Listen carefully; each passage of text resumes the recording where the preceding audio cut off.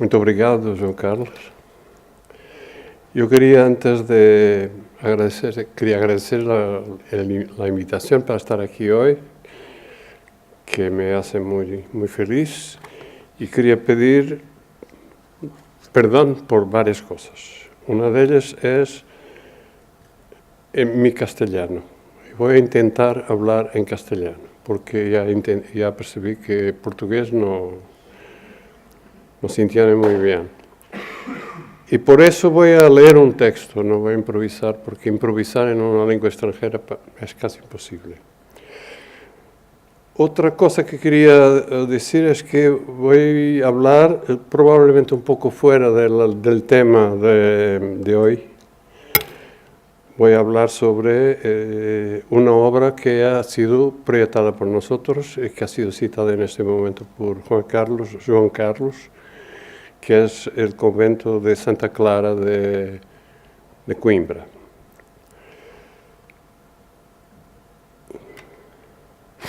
Hemos sostenido que a los arquitectos, bajo el peso de discursos sobre el patrimonio de tan distintos sentidos, ha faltado en este ámbito una clarificación disciplinar que solo a ellos respecta.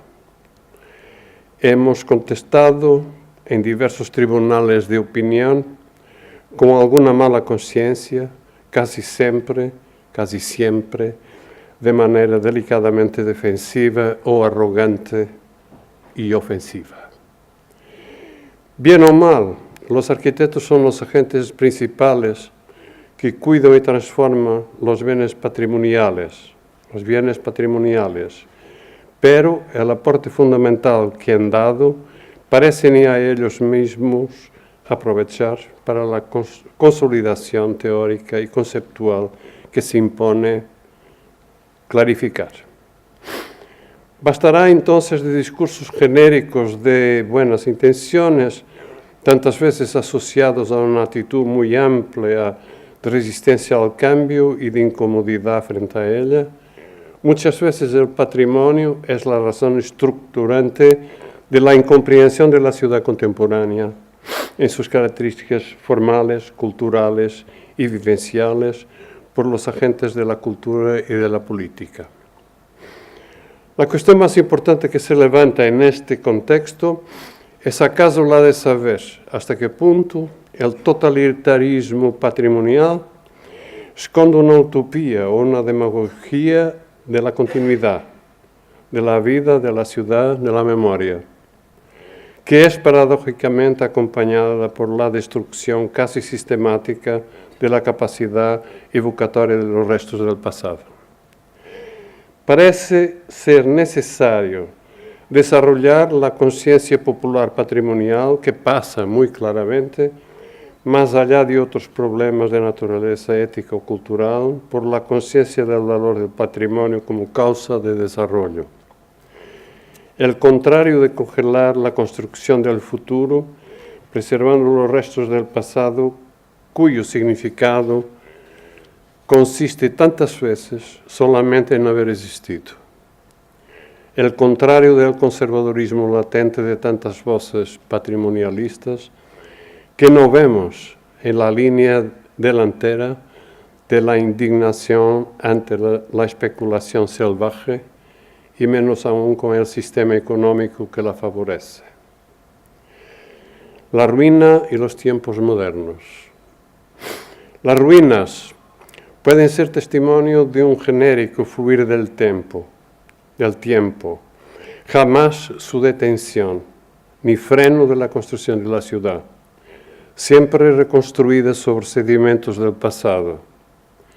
Defenderemos la memoria sagrada de los lugares, dándoles nueva vida, procurando evitar con igual entusiasmo la mala calidad de la arquitectura construida fuera de las zonas de protección patrimonial.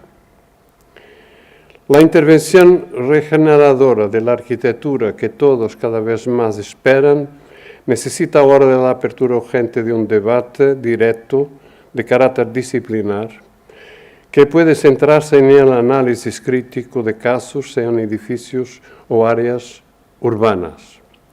Lo estamos aquí a hacer un poco. El problema de la identidad cultural y por consiguiente del patrimonio es cada vez más actual. El patrimonio se vuelve un campo de debate político.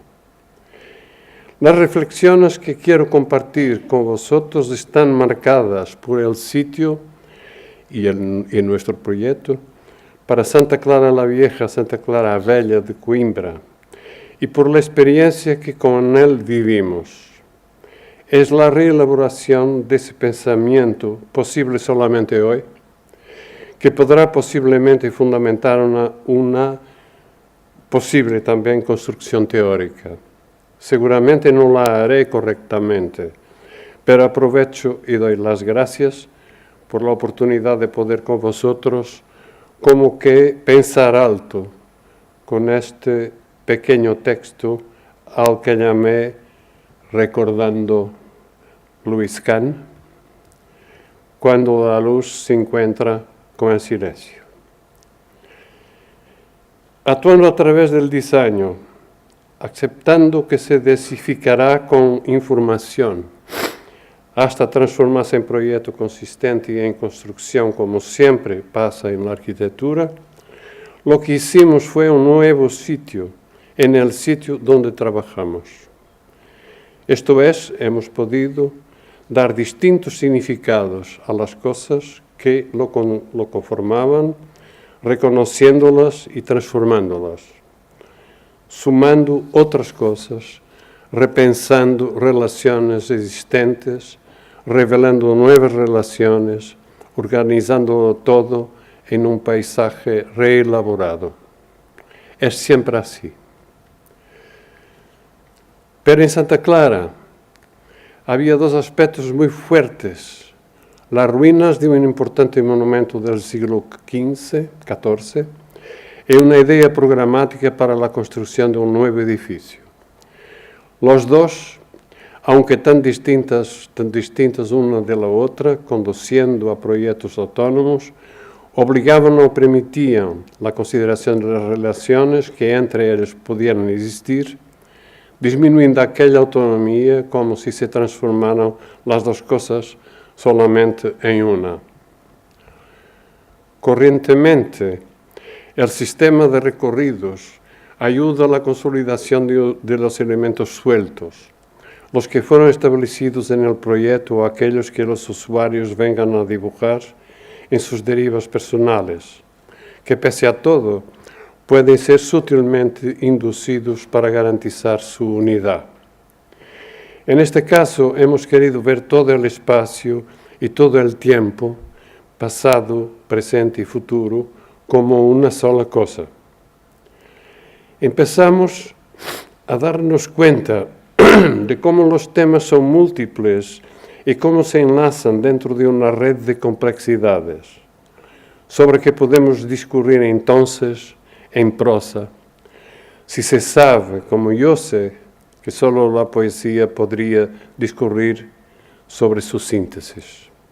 Es verdad que me gustaría escribir sobre la arquitectura como solo lo saben los poetas, que no son críticos ni arquitectos, son investigadores artesanos que buscan la esencia y que le dan forma, no entienden, o ni siquiera se enteran de cronologías, técnicas o funciones, o menos aún de relaciones explicativas de marcos culturales o filosóficos. No se utilizan otros criterios que los que resultan de la emoción estética concretizada por la palabra. Y cuando la arquitectura es el tema de la poesía, ya no sabemos si es ella o el poema que elegimos. En mi condición de arquitecto, creo que la cuestión de la ruina y de su consolidación deberá ser el tema privilegiado. Es lo que intentaré profundizar aquí, aunque buscando dilatar el campo de análisis. Confieso que dentro de la heterodoxia de mi conformación personal se enfrentan contradicciones insolubles entre mi gusto burgués y la angustia de la historia, que probablemente retomada representa una especie de actualización posmoderna de aquella conformación. El gusto burgués al que me refería prefiere a la ruina lo que es sólido y duradero. La embriaguez está en los sentidos y en el amor, en el bienestar estético de elegancia perfecta. Las vanguardias se han dado cuenta de la dinámica de una aceleración revolucionaria en las formas de vida, en el modo de producción y de fruir. Aplaudieron las nuevas metrópolis enmarcadas en hormigón y acero, en la transparencia del cristal. La nueva ciudad es la ciudad geométrica, luminosa y sin tiempo de la pintura metafísica de Chirico, la ciudad vertical de Santelia. Una civilización de consumismo exige la destrucción continuada y la renovación total. Sus técnicas ni al menos dejan visibles los detritos, la eficiencia y el placer.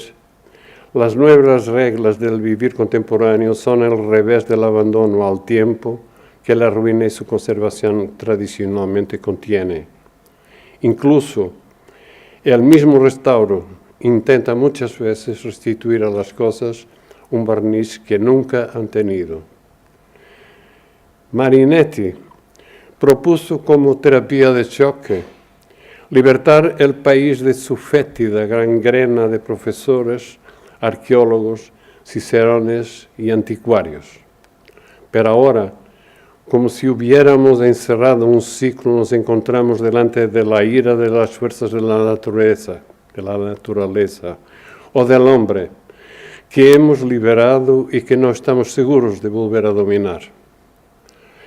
Borrada la memoria del terremoto de Lisboa, que aterrorizó Europa y originó la sátira de Voltaire contra los optimismos filosóficos, aquellas ruines affreuses fueron el desmentido de cualquier tipo de providencialismo. Tenemos con nosotros Guernica, Hiroshima, el Vietnam o Bagdad, el huracán de New Orleans, el sismo de Haití o Siria. Para el arquitecto, el optimismo, aunque precario, es una base esencial del proyecto, especialmente cuando el ejercicio disciplinar se torna como causa social que pretende dar respuesta a las aspiraciones del hombre. Así, se va construyendo en la posmodernidad un nuevo discurso que contiene nuevos significados acercándose de la complejidad de la realidad por medio del uso operativo de la historia. Y así se va construyendo en la posmodernidad un nuevo discurso que, dándole continuidad, integra nuevos significados aproximándose de la complejidad de la realidad a través sobre todo del uso operativo, como he dicho, de la historia. Santa Clara Velha en Coimbra. Creo saber ahora, después de tantas dudas y debates interdisciplinares con la historia, la arqueología y la construcción, cómo elaboramos, animados por su vitalidad, un discurso cultural sobre la ruina de Santa Clara, discurso que nunca tuvo un carácter absoluto, siendo siempre conectado en nuestro pensamiento, como hemos dicho, con el dibujo de un paisaje enriquecido por el aporte de otros elementos, con la preocupación de crear un todo unitario que pudiera integrar todas las partes. La ruina, testigo de la fuerza destructiva del tiempo y del triunfo de la naturaleza sobre la cultura, atribuye al paisaje una marca humana que la abre a una dimensión histórica. Perdón. Pese a su falta de utilidad, la ruina puede representar su papel gracias a la imaginación que la ve como símbolo de sucesos del pasado y le atribuye valores especiales. Las ruinas se convierten en documentos del conocimiento histórico que por un proceso de investigación saca los datos relativos a su uso antiguo, a su significado, a sus artesanos, a la producción artística de su tiempo o de sus tiempos. La arqueología y la historia cumplen aquí su función, descubriendo e interpretando. Su conservación se refiere principalmente a las instituciones que toman la decisión política de recuperarla o restituirla al uso público de su propietario colectivo, que es la comunidad. La ruina de Santa Clara será, por fin y más que todo, una metáfora de caducidad y finitud, presentada como un ambiente construido que de manera irreversible se ha modificado con el tiempo. Su importancia como obra de arte, reflejo del deseo de su fundación, estará pendiente de acciones de transformación y presentación que se muevan entre considerar aquel deseo fundacional y nuestro gusto contemporáneo que la trasladará naturalmente hacia nuestra convivencia. El tratamiento de la ruina, dependiendo del criterio utilizado para su uso público, obligó a decisiones de proyecto muy delicadas en lo que se refiere a la liberación del espacio de la Iglesia de todos los elementos espurios prejudiciales a la lectura de su espacio, a lo que se refiere a los pavimentos y su jerarquización, donde estaba perdida su integridad, sistema de recorridos y movilidad, a los detalles, a la coloración de los estucos, etc., que representando importantes aspectos del dibujo del proyecto, se desearan siempre ser poco ostensivos.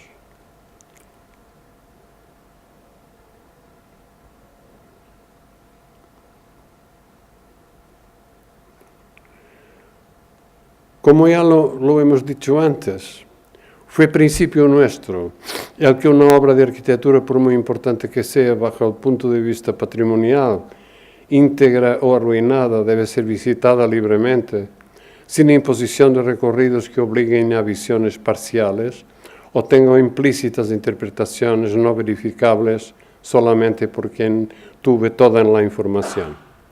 Lo que es verdaderamente importante es la dimensión de los devaneos, formas de inscripción a través de la escrita deambulatoria, laberíntica, calcurriar, cartografar, como en una tierra del devenir. Todos tendremos que ser autores insustituibles de Santa Clara. En el silencio de su inutilidad nos leemos y nos reconocemos. Preservar es mucho más que consolidar. Es y fue un proyecto de gran complejidad en que la ruina fue preparada para una participación activa en la construcción de un paisaje contemporáneo, síntesis debida exclusivamente a la competencia disciplinar de la arquitectura.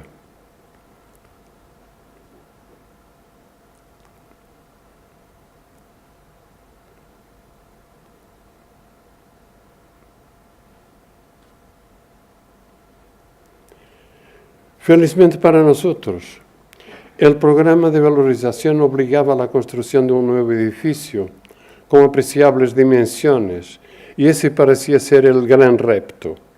Empezamos por ahí, pensando al principio que el trabajo sobre la ruina sería más o menos pacífico, técnico, algo pasivo. De hecho, no fue así. Sabíamos que el nuevo edificio comportaría la marca de la contemporaneidad más visible y queríamos asumirlo sin competir con el monumento, pero al revés, constituyendo con él una unidad significante. De ahí resultó simplemente el concepto, intento de invención de un lugar para ver, enmarcando el paisaje y dando protagonismo a la ruina. El que ve y lo que es visto o el que mira para quien lo ve, establecen entre ellos relaciones que potencian proximidad, entendimiento, intimidad.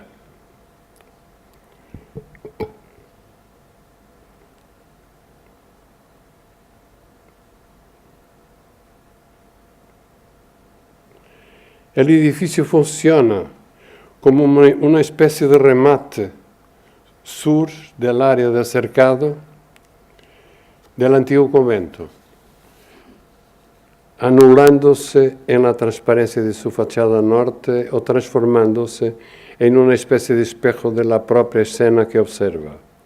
En contrapunto con esta, la fachada sur será casi totalmente encerrada, admitiendo alguna complejidad volumétrica que la acerca morfológicamente a la urbanidad, admitiendo ser protagonista de otros paisajes.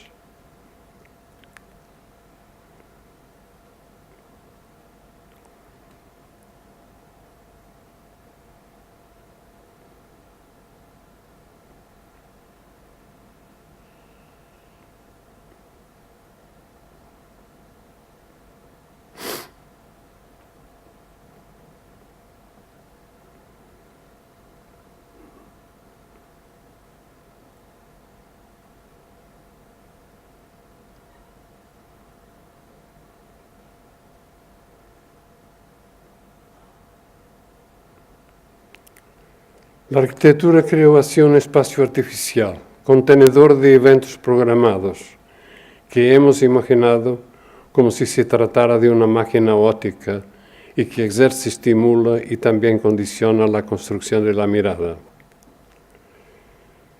Mediación de la mirada enmarcada del ver como yo veo o del ver como los límites, con los límites que yo impongo. El cuadrado de la ventana o el espacio organizado interpretan un cierto conocimiento de reglas estables, pero puede que las miradas no se queden en aquellos límites impuestos y que de ellos puedan surgir nuevos espacios y nuevas relaciones, nuevos puntos de partida. La mirada del otro lado de la soledad, en su deseo de libertad, busca siempre otros espacios distintos dentro de la matriz del sistema de relaciones que va construyendo. El límite es entonces una invitación para transgresión de la frontera. La lectura de aquel sistema y su indispensable utilidad conformó el terreno, modificó la topografía y sobre su nueva forma dibujó caminos, idas y vueltas, paradas, escondió y abrió la mirada a nuevas sorpresas y andando dejó paso a lecturas más dinámicas como un carril para un traveling sobre pavimentos con distintas texturas y distintos materiales correspondientes a distintos significados. La relación entre el presente y la herencia del pasado fue siempre emblematizada por la presencia dominante de la ruina. Fue su vitalidad exclusivamente interpretativa, subjetiva y antropológica que vuelve esencialmente cultural el discurso que sobre ella se hace, lo que de hecho nos motivó. Veo eso ahora claramente. Creemos haber dejado al visitante la construcción de su propio discurso, su personal elección de significados, porque la ruina puede evocar el pasado glorioso y la caducidad de todas las cosas, y ser objeto de reflexión histórico-filosófica.